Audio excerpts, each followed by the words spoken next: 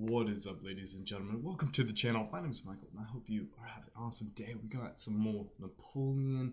Super excited to check this one out. Napoleon is defeated. Yes.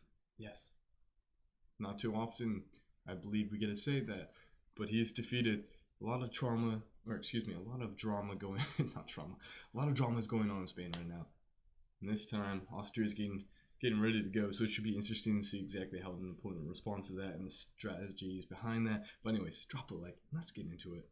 History March collaboration, supported by our sponsor, Osprey Publishing. In 1809, France, under Napoleon Bonaparte, was the most powerful nation in Europe. But the French Emperor's invasion of Spain and Portugal the previous year had failed to deliver the easy victory he'd expected. And with many of Napoleon's best troops and commanders now tied down in Spain, an old enemy prepared to challenge France once more.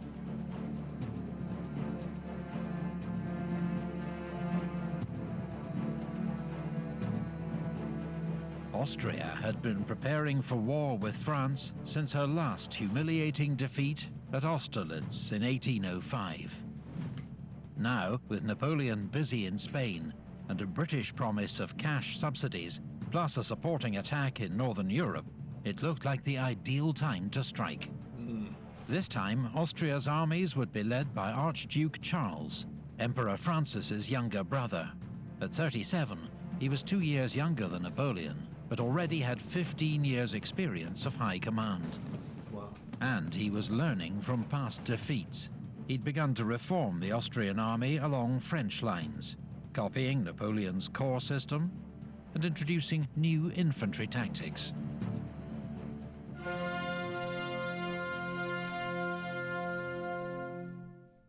In the Napoleonic Wars, infantry fought in close order, packed together, standing shoulder to shoulder. But why present such an easy target for the enemy? First, command and control. Before radios, orders had to be relayed by shouted commands, drums or bugles.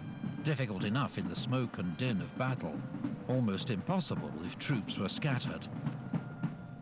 Second, firepower. Smoothbore muskets were inaccurate beyond about 80 yards, so volley fire, firing en masse, was the best way to inflict physical and psychological damage on the enemy. Third, morale. Soldiers were much more willing to advance into danger or hold the line if they did so together as a unit, urging each other on. Fourth, defense against cavalry. Scattered infantry were easy targets for horsemen. Only by sticking together could they fight them off. The basic tactical unit of infantry was the battalion. A French line battalion had, in theory, 840 men, but in practice, nearer 500 to 600. Our example here has 605 men, a typical strength for a battalion on campaign. It was really cool watching The men were video. divided into 6 companies, 4 fusilier companies, and 2 flank companies. On the right, the grenadiers, made up of the tallest, strongest men, often detached to form elite all-grenadier units. And on the left, the voltigeurs, specialist light infantry, used for skirmishing in front of the battalion. Skirmishers moved independently, used cover, and fired at will to harass and unsettle the enemy, while preventing enemy skirmishers carrying out the same task. Most armies also had specialist light infantry units for this role, such as the British 95th Rifles, French Chasseurs à Pied, and Austrian and Prussian Jaeger battalions. The traditional battlefield formation was the line, all companies formed up alongside each other, 3 ranks deep. Line formation maximized the number of men who could fire their muskets at the enemy, and limited casualties from artillery fire. But it was extremely vulnerable to cavalry if it could be outflanked. And even for well-drilled troops, it was difficult to keep the line straight while advancing across broken ground. So for maneuver and attack, battalions usually formed a column of divisions. This was a more flexible formation that allowed the battalion to advance quickly, though it presented a larger target to enemy guns, firing solid round shot that would tear through several ranks, and far fewer men could fire their muskets at the enemy.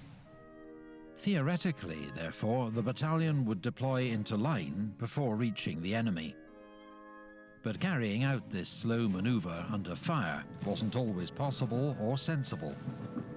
So some commanders kept their men in column, relying on momentum to break the enemy line. This was a risky tactic that often worked against raw troops, but led to high casualties when facing better trained infantry, like British redcoats. A column could be closed up quickly to provide protection from cavalry, or if there was time, could form a square. With bayonets fixed, the battalion formed an all-round defence that often resembled more of a rectangle. Enemy cavalry could surround the battalion, but not break in, as horses won't charge a solid wall of men and steel. But an infantry square was extremely vulnerable to artillery fire, and could only move very slowly, changing quickly and smoothly from one form.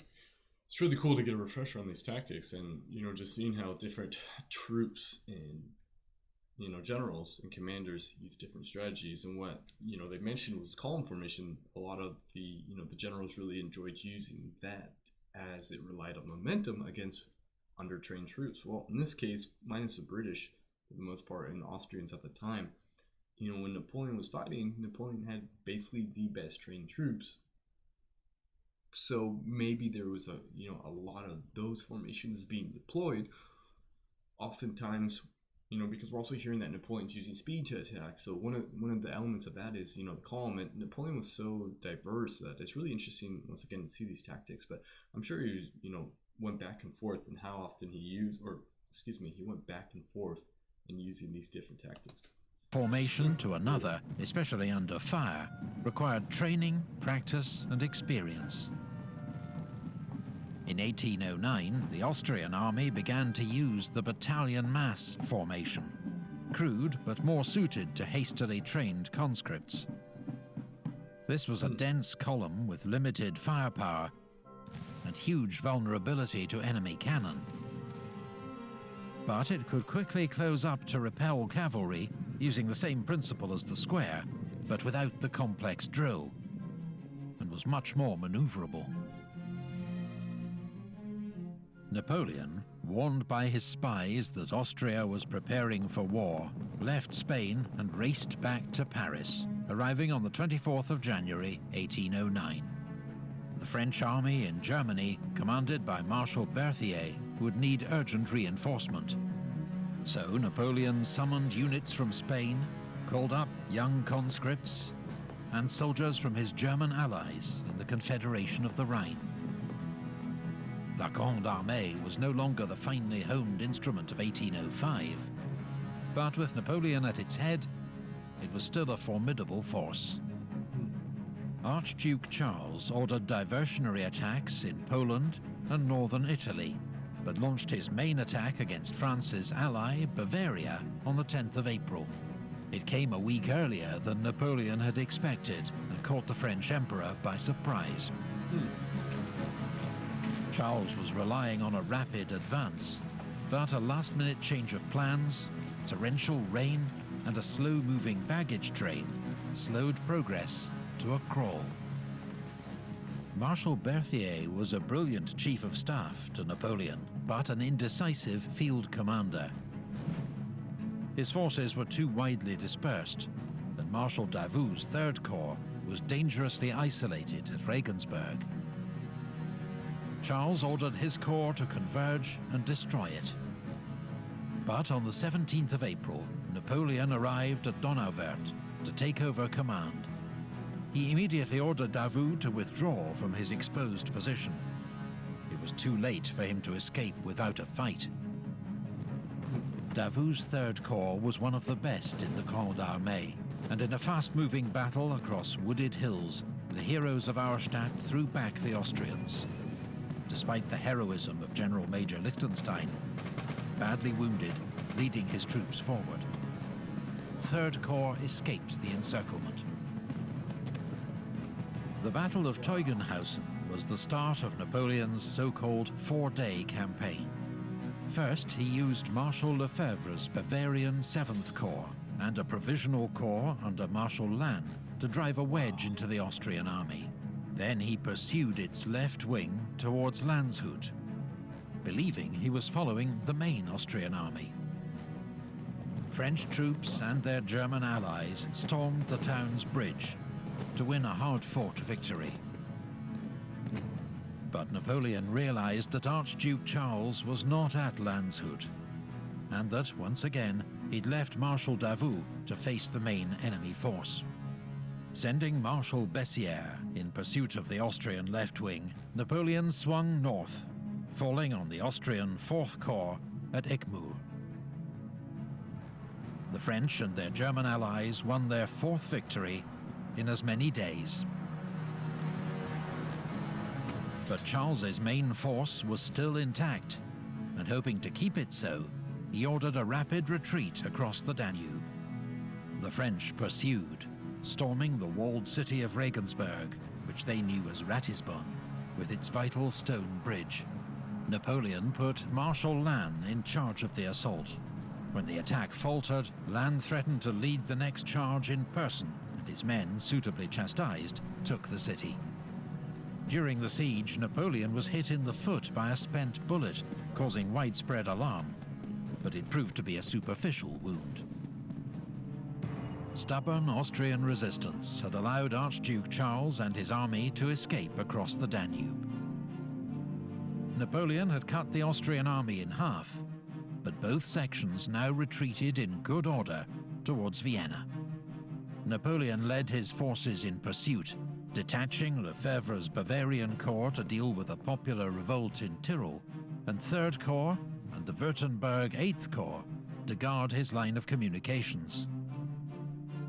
Charles chose not to defend the capital, which surrendered on the 13th of May after a short bombardment.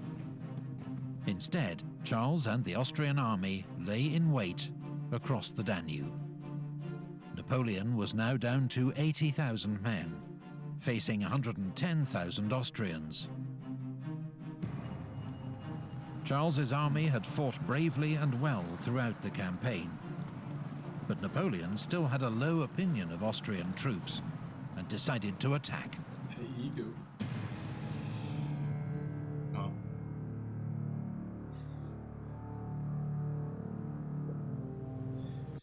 So it's interesting to see, this is 1809, 1805. They're mentioning how the Grand Army was, basically at, in a sense, the peak. And right now, it's also cool to see quite a few different allies contributing to that army. So it adds to a blended element, maybe that affects the, that would affect the level of training for the most part. But anyways, that being said, we're seeing more and more that people are using Napoleon's speed against them, that just as fast as Napoleon's going in, they're pulling out. And it's creating, almost an issue of Napoleon, or an issue for Napoleon. We do see in the title that Napoleon was actually defeated in this battle, so it'll be interesting to see how it plays out. But it's looking like speed and, his ego's coming out, and arrogance of, the lack of respect he has for the quality of troops Austria has is going to play a role. But it's really interesting to see nonetheless that, Austria is kind of using Napoleon's tactics against him a little bit. On the night of the 20th of May, French engineers hastily built a series of floating bridges between the river islands of the Danube, and French troops began to cross.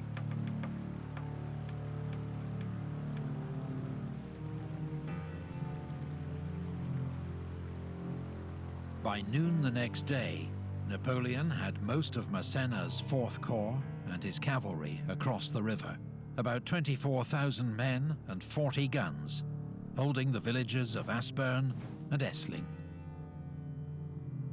Napoleon expected the Austrians to retreat once more, and that he'd only face a rear guard.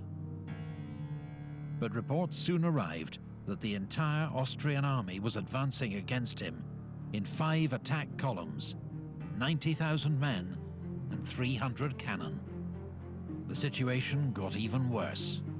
the Austrians began to float heavy barges and obstacles downriver to smash through the flimsy French bridge.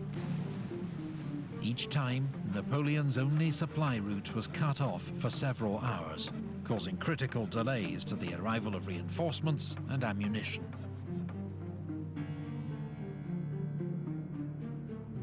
The battle began around 2:45 p.m. as infantry of the Austrian First Column attacked Aspern. The village was soon under attack from 3 sides.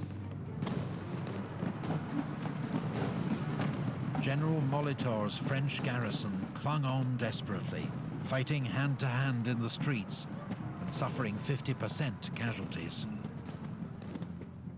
To support the defenders of Aspern, Napoleon ordered cavalry to charge the Austrian Third Column.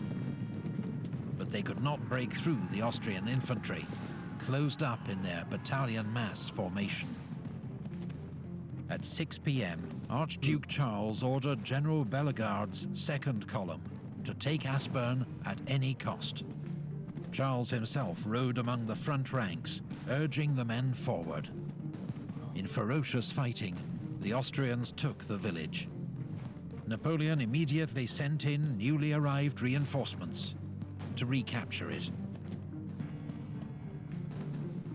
About the same time, the Austrian Fourth Column began its attack on the village of Essling, where Marshal Lannes had taken charge of defences while he waited for his own corps to cross the Danube. The first Austrian assault was repulsed. The veteran French cavalry commander General d'Espagne led his cuirassiers in pursuit, but was hit by grape shot and died of his wounds. Around 9 p.m, the Austrian Fifth Column finally arrived in position and made its first attack against Essling, which was thrown back by Lannes' troops. As night fell, firing died out across the battlefield, and men got what rest they could among the dead and the wounded.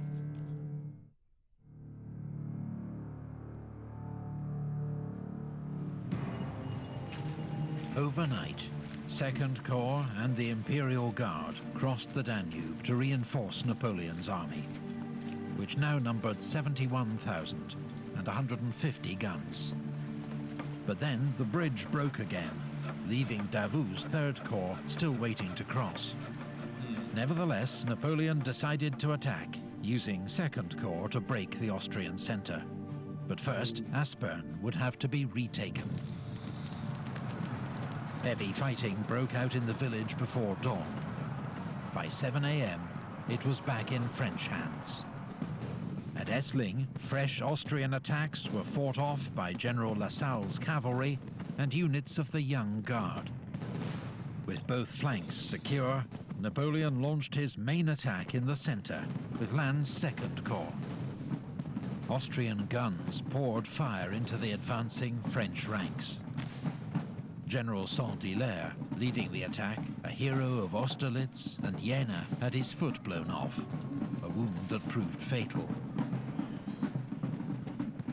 Archduke...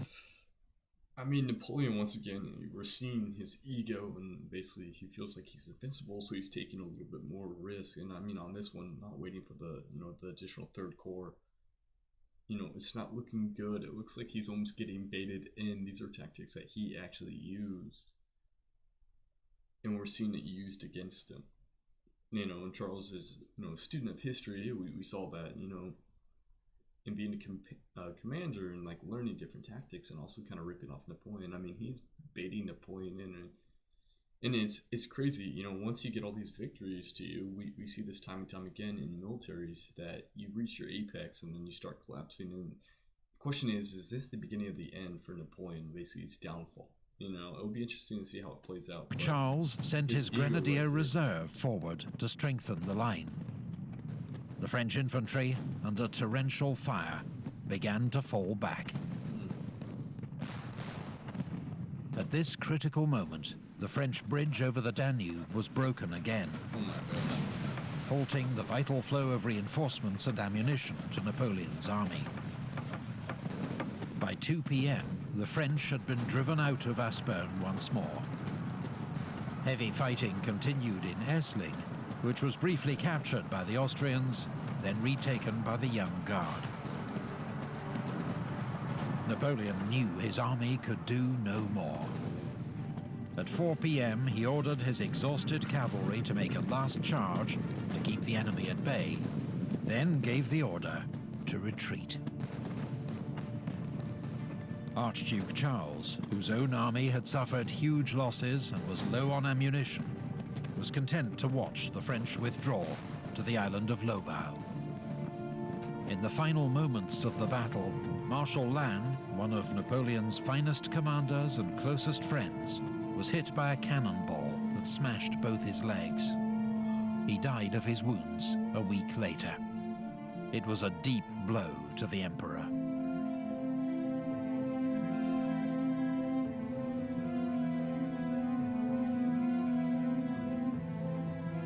The two-day Battle of Aspern-Essling was Napoleon's first major defeat, caused by his overconfidence and hasty planning. Both sides suffered heavy losses, and Napoleon avoided a much greater disaster only because of the exhaustion of the Austrian army. The French Emperor had learned new respect for the Austrians. Under Archduke Charles, they had fought bravely, with greater confidence, organization, and leadership. Within days of his defeat, Napoleon had summoned reinforcements to join him on the Danube, and begun planning his revenge. If you'd like to learn more about Napoleon... So like the narrator said, is ultimately in this one, it looks like Napoleon's, ego really played a massive role in the lack of respect he had for the enemies. But also we're seeing in this battle, I think that's a little bit more significant in the sense than Napoleon learning his lesson, but we're also seeing a lot of his good friends and leaders die. He had one whose foot was blown off. His best friend, we'll just call, who had both his legs, crushed from the cannonball, and who ultimately died. And there was, I believe, one other, general or field marshal or commander who actually died. And that is a huge hit. I think that's almost more significant in the sense of what they lost, because of good leadership. Because at the end of the day, Napoleon's overseeing the whole army, but he's not seeing the individual fine minutes of the, the commanders and the ranks. And when you lose your best friend, that changes, the dynamics quite a bit, especially since it's, in a military aspect. So I really do think that's going to play a really big role, is those losses. But anyways, super excited to check out the rest of this series. Super excited to learn more about Napoleon. Interesting man. Very, very smart military commander. But anyways, Napoleon defeated Aspern 1809. If you enjoy this, be sure to subscribe, turn on those bell notifications so you never miss a video. And as always, stay healthy, stay happy, and have a blessed day.